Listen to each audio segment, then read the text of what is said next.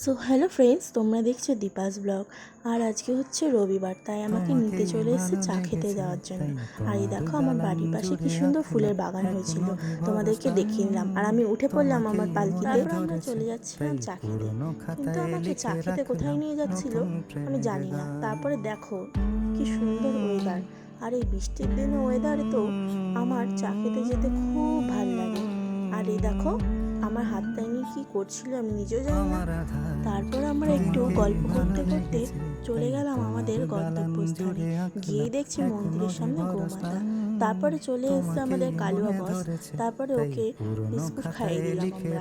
ও এসেছিল বিস্কুট খেতে। তারপরে একটুখানি আমি শয়তানি করে নিলাম। তারপর আমাদের চলে এসেছে চা, আর একটু চিয়ার্স করে চাটা খেয়ে নিলাম। তারপরে আমরা যাচ্ছিলাম মন্দিরের দিকে।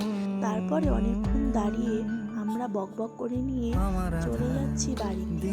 তারপরে একটু আবার শয়তানি করে নিলাম। তোমাদের যদি ভিডিওটা ভালো লেগে থাকে লাইক কমেন্ট শেয়ার করে দিও। টাটা।